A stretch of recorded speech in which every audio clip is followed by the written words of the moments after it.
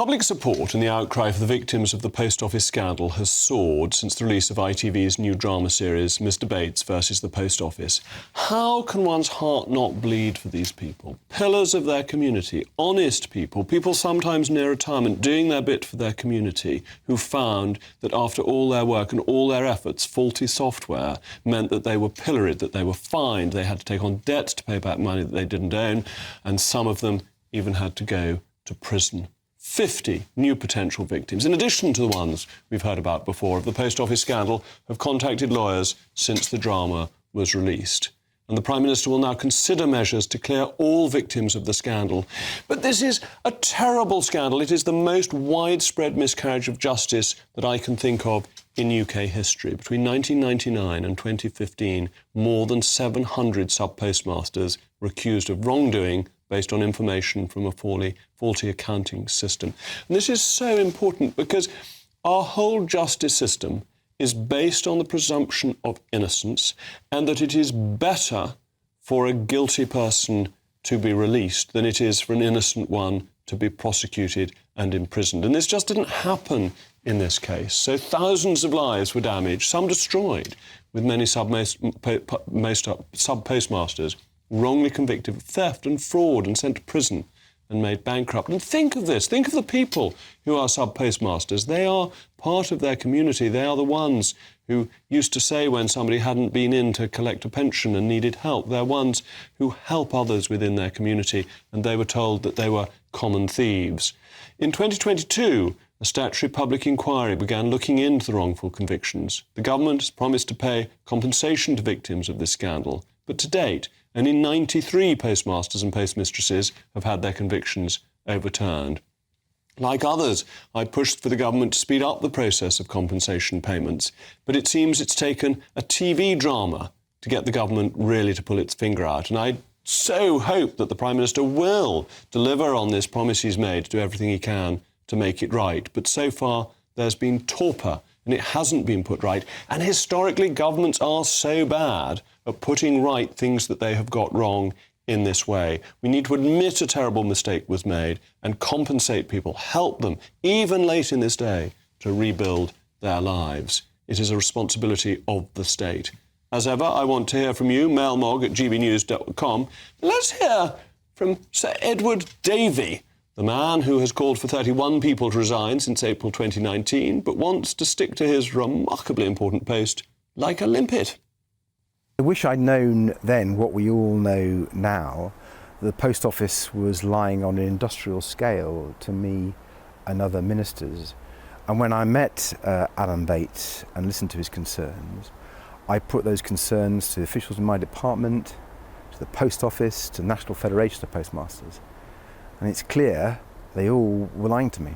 I was the first Postal Affairs Minister to meet Mr. Bates, to listen to him against the advice that I'd received, because I was concerned by his letter.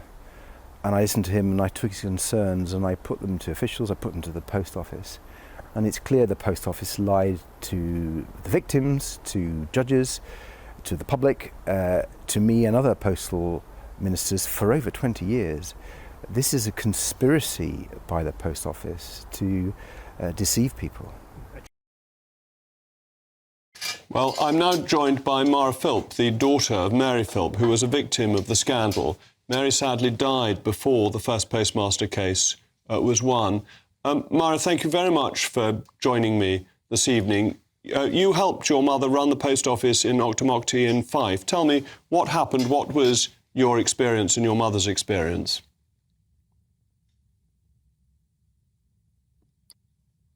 Yes, good evening. We took over in 2001 and literally within weeks shortfalls were showing.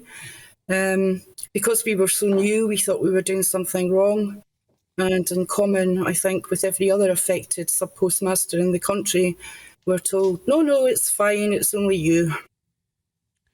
And so you were told that the shortfalls were your fault, whereas you were reporting the shortfalls, you were noticing that something was not working. Yes, correct. We were also making them good from our own cash. But my mother repeatedly called the helpline and said that she was convinced it was Horizon. And years down the line, obviously, she said too much and we were targeted. And so the post office then forced your mother out, even though you'd made good some of the shortfalls and had taken out loans to pay back the money that you didn't owe. That's correct. Yeah, we put £70,000 in. And on the day that the auditors arrived at 7:30 early one morning, there was only £95 missing. So we put £70,000 in. Yeah. Did you then get your £70,000 back? No. I'm obviously now trying to claim it back through the historical shortfall scheme. But the offer I've been given goes nowhere near the amount. And this is what's so shocking, is that even after it's known that Horizon failed, even after an audit that found only £95 was short, officialdom is still not willing to put this right. And you must find that deeply frustrating. Deeply frustrating. But I think the bottom line is they stole our money. We just want it back.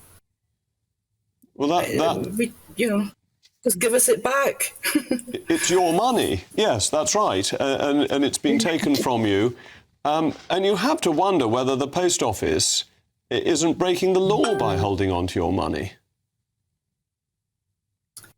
Very probably, I would imagine. That's probably for legal advisors, better people than me understanding what's going on. But at the end of the day, I always said it was like taking money with menaces, because we had to sign a contract to say that we would make good any shortfalls. And although it was only 2001, I'm quite sure they knew in 2001 exactly what was going on with their failed computer system. You had to make good the shortfalls, and eventually you left the business. You and your mother left the sub-postmaster business. Yes, well, on the day the auditors came, they immediately seal up your post office counter. You're locked out, basically your own premises. And she was literally chased across the town square by one of these said auditors, who was shouting at her, we're only not involving the police because of your age. Now, she was 65.